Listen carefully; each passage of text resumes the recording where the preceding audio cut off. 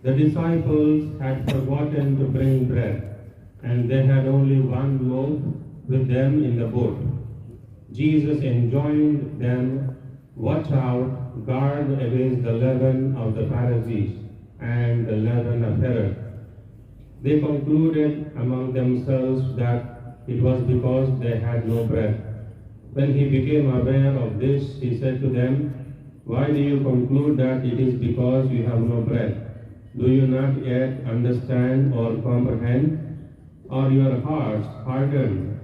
Do you have eyes and not see, ears and not hear?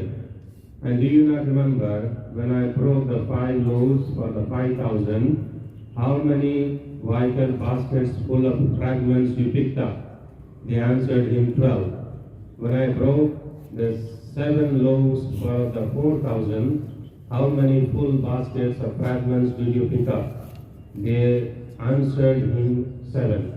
He said to them, "Do you still not understand?" The Gospel of the Lord. Praise to you, Lord Jesus Christ.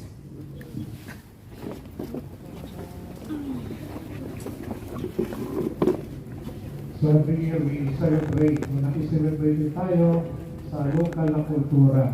Dito ay 4 days holiday. Bukas, Wala na. Wednesday, Valentine's Day.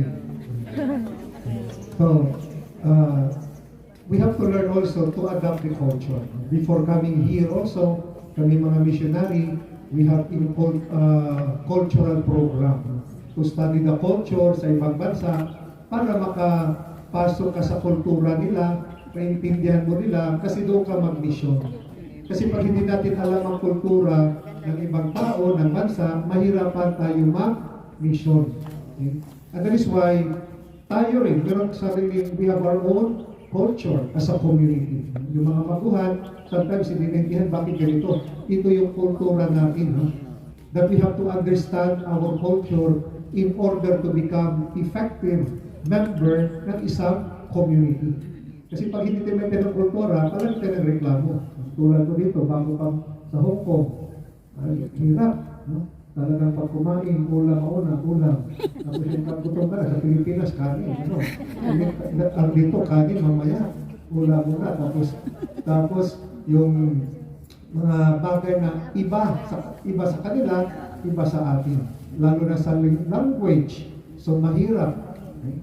So but we have to understand the culture in order to become effective member also ng lipunan. So ganoon din sa community natin, we have to embrace the culture so that we can understand yung mission natin bilang isang community sa isang gawain na ang purpose pala natin para mapabanal ang buhay natin at mapalapit tayo sa Panginoon. Tingnan mo dito yung sa Ebanghelyo, sabi nga dito ng Panginoon sa kanila, kasi hindi pa baka na abot yung level nila na about a real disciple. Sabi ng Panginoon, "Watch out to guard against the leaven of the Pharisees and the leaven of Herod." Ano yung leaven? Di ba yung pampaalsa? Di ba? Isama yan sa tinapay. So ang purpose, ang ibig sabihin dito ng Panginoon, watch out yung mga turo nila. Leaven, yung mga teaching nila. Yun ang ibig sabihin ng Panginoon. Pero na-misunderstand nila. Or they concluded among themselves. That is why, because they have no bread. Dahil wala daw sila ng dala ng tinapay. Pero ang punto ng Panginoon, watch out sa kanilang leaven, sa kanilang turo. Pero yung kultura nila, material pa rin, pagkain pa rin. Hindi ang turo, sabi nila, watch out sa mga teachings. Okay? Yan ang ibig sabihin dito. Watch out, guard yourself to the teachings of the Pharisees and Herod. So, ang mga alagad, they cannot comprehend. That's why sabi ng Panginoon, why do you conclude that it is because you have no bread? Do you not understand or comprehend? Are your hearts hardened? Okay? Ang sabi ng Panginoon, naalala niyo ba yung I broke 5 loaves? No? Pinakain yung 5,000 at ilan pa yung natira. Okay? That Jesus multiplied. So, meaning, also their lack of faith. So we have to we have to put also our faith doon sa community natin. Okay? That's why when we live our faith in the community, mabubuhay ang community. Okay? That's why our mission, our challenge, ay hindi lang para tayo nandito. May mission din tayo. Sabi nga, to be a instrument of God to others. Marami pang hindi na wala ng interesadong makinig sa salita ng Diyos, hindi na nagsisimba. Tayo ang gagamitin ng Panginoon na akayin natin sila, na baguhin yung kanilang kultura. I'm sure, tulad natin before, yung kultura natin makamundo. Nakatambay lang doon sa park, nagtutungit, manicure, pedicure. But yung nakilala natin ang Panginoon, na bago din yung ating pananaw, yung ating kultura. Nabigyan ng direksyon ang ating buhay sa pamamagitan ng salita ng Diyos. Amen. Because God's Word is powerful. Yun ang sinasabi dito sa ikalawang, the first reading, no? The power of the Word of God. That's why meron tayong gawain, preaching, para ang salita ng Diyos isa buhay natin. Hindi lamang natin pakinggan, pero isa buhay, bubuhayin natin ang salita ng Diyos sa pamamagitan ng ating pamumuhay. Amen? So ito yung hamon sa atin. Not only just na maging membro lang tayo sa community, may mission din tayo. Sana our membership mag-level up din tayo. That not only just member, but sana all of us will become a disciple, a follower of Christ. Ang follower ng Christ, diba, bago ang Panginoon umakyat sa langit, sinabi sa kanyang mga alagad, go to the whole world, proclaim the good news. Sana after sa gawain, we proclaim the good news. Pinoproclaim niyo ba ang good news? Amen. Amen. Parang konti lang. Pero nagmaritis ba kayo? Hindi. Marami. Pag nagmaritis, walang pag-asa. Pero pag ang good news, may pag-asa. Palagpagan natin ang Panginoon. So, dapat ang good news i-proclaim natin. Ang good news. So, here, the Lord reminds us also, siya yung provider. God is our provider. Tayo, sometimes, nandun pa rin tayo sa sunoy. Year of the Dragon na yun. Bawal sa ganito. Naniniwala natin sa mga signs. But yung faith, only in God. Siya yung provider. Di ba sabi niya, hindi nyo ba nang alam? Sa 5 loaves, ilang ang napakain? 5,000. Diba? Sa 12, at mga nakakuha pa, sobra pang 12 wicker basket. Tapos ang pinakain doon ng 4,000, may sobra pang 7. Ibig sabihin, God is our provider. Amen. Okay? God will provide. Gusto lang ng Panginoon, isurrender natin ang buhay natin sa Kanya. Di ba yung offertory, when we offer the bread and wine, we surrender and it becomes the body and blood of Christ. It is in surrendering to the Lord that miracles happen in our life. Amen. Pag isurrender mo ang buhay mo, may milagro sa buhay mo. Amen. So, offer it to the Lord. That's why, paggawain natin dito, each one of us, we have to support one another, how to grow spiritually, how to become a disciple. And as a disciple, sinusurrender mo yung buhay mo, si Lord na ang mag-take over sa buhay mo. And that is why miracles happen because God is with us. Pagkasama natin yung Panginoon, everything is possible. So ito yung hamon na sa buhay natin. Yung 4 days na holiday, tapos na. Back to reality na naman tayo. Bukas, simulan na yung Lent, no?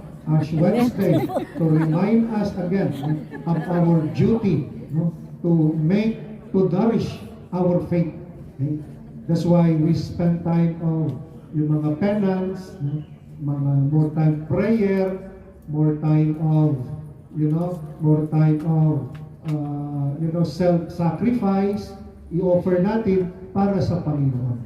Okay? So, the readings today, the gospel today reminds us that God is our provider and God's word is our strength. And sa buhay natin, may mga challenges. Lahat tayo may hinaharap, may mga pagsubok sa buhay. Sabi ni James, "Blessed is he who perseveres in temptation, for when he has been proven, he will receive the crown of life and the promise of those who love him." That if we persevere to the end, sigurado yung crown of life. So persevere. Sabi nga ni Lola Bilin, laban lang, sukol.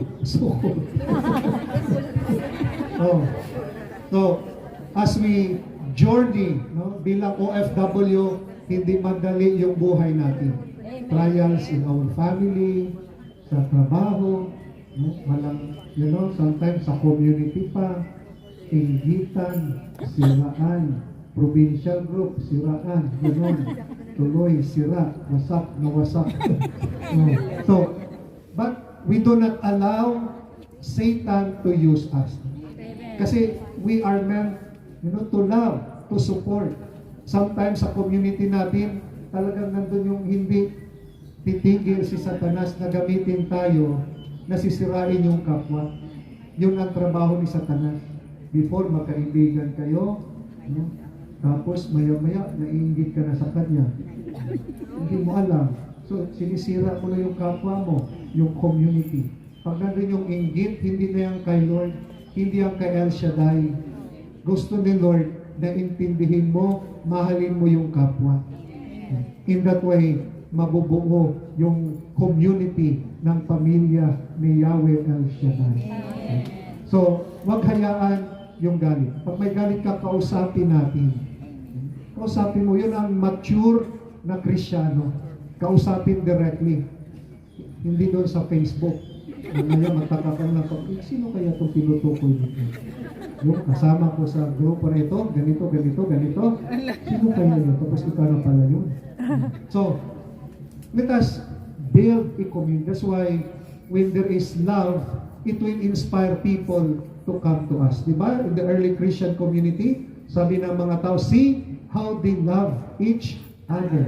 Because nakita nila yung pagmamahal, yung mga tao sumasali na sa kanila because there is a community of love. Iba-iba tayo, unique. We are different, hindi tayo pare-pareho, di ba? Imagine kung pare-pareho mukha natin. So we are unique, iba-iba tayo, but yung pagkakaiba natin, that makes us a community. Kasi kung pare-pareho tayo, hindi yan community. Uniformity. Ang community, iba-iba, pero nagkakaisa. Yan ako. Dahil sa pagkakaiba ko, I can share my uniqueness to the community. Amen. And how can I will accept my brothers and sisters sa community.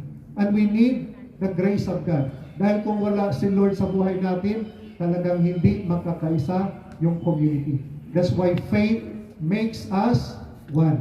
Sana ang pananampalataya, our faith is higher than our pride, our ego. Sometimes our ego is higher than our faith that will destroy community.